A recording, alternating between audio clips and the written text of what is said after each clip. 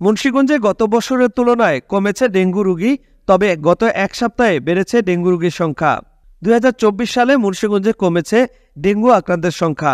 Munshiganj general হাসপাতালের তত্ত্বাবধায়ক আবু হেনা মোহাম্মদ জামালের দেয়া তথ্য অনুযায়ী সর্বশেষ আগস্ট পর্যন্ত জেলায় ডেঙ্গু রোগীর সংখ্যা ৯৪ জন। এর মধ্যে ৭৪ জন সদর হাসপাতাল থেকে চিকিৎসা নিয়ে বাড়িতে ফিরে গেছেন।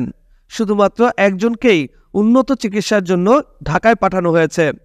বৃহস্পতিবার ১০ সেপ্টেম্বর সরেজমিনে মুন্সিগঞ্জ জেনারেল হাসপাতালে গিয়ে জানা যায়, হাসপাতালে এখন পর্যন্ত ভর্তি আছে ১৬ জন।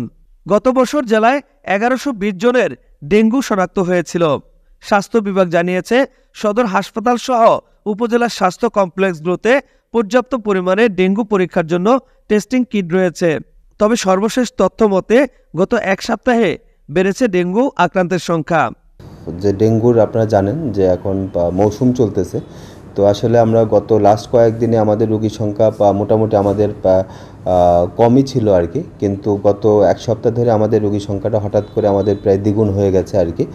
বর্তমানে আমার এখানে হসপিটাল চিকিৎসা নিচ্ছে ১৬ জন, এর মধ্যে একজন বাচ্চাও আছে।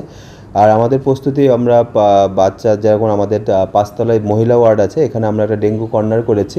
এখানে শুধুমাত্র যে সমস্ত মহিলারা ডেঙ্গুতে আক্রান্ত হচ্ছে তাদের জন্য আমরা একটা আলাদাভাবে চিকিৎসার ব্যবস্থা করেছি, এবং একইভাবে আমরা পুরুষ যে আছে পুরুষদের ওখানে একটা পুরুষ কর্নার করেছি, পুরুষ ডেঙ্গু কর্নার।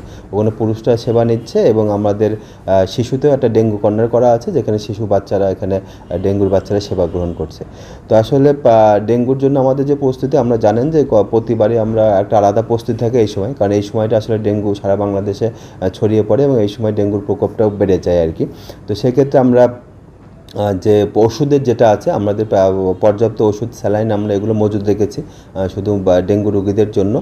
আর সেই সাথে আমাদের যে পরীক্ষা নিরীক্ষার যে ব্যবস্থা, এখানে পর্যাপ্ত আমরা ডেঙ্গুর যে পরীক্ষা করার জন্য যে কিট লাগে, NS1 বা অন্যান্য অ্যান্টিজেন এগুলো লাগে, সেগুলো আমরা পর্যাপ্ত রেখেছি, যাতে এখান থেকে আমাদের ডেঙ্গুর যে রোগীগুলো আসে তারা যেন সরকার নির্ধারিত ফিতে ওষুধ এবং যে ডেঙ্গুর পরীক্ষার সে কাজগুলো করতে পারে, চালা যেতে পারে।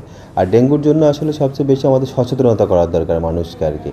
আমরা আপ্রাণ চেষ্টা করছি যাতে মানুষকে সচেতন করতে পারি ওয়ার্ডে, এবং সেই সাথে যদি আমাদের এখানে যারা সুশীল সমাজ আছে, সাংবাদিক ভাইয়েরা আছে ও প্রশাসনের অন্যান্য লোক যারা আছে, সবাই মিলে যদি আমরা মানুষকে সচেতন করতে পারি, এবং সেই সাথে যদি আমাদের ঘরের আঙিনা গুলা বা আশেপাশের যে ডোবা নালাগুলো আছে এগুলো যদি আমরা পরিষ্কার পরিচ্ছন্ন রাখতে পারি, তাহলে ইনশাল্লাহ আমাদের যে ডেঙ্গুর প্রকোপ বেড়ে যাচ্ছে এটা আমাদের নিয়ন্ত্রণে থাকবে, এবং আশা করছি আমরা এটা নিয়ন্ত্রণ করতে সক্ষম হব ইনশাল্লাহ। ধন্যবাদ। Mohammad Jahangir Alam, news 71.tv, Munshiganj.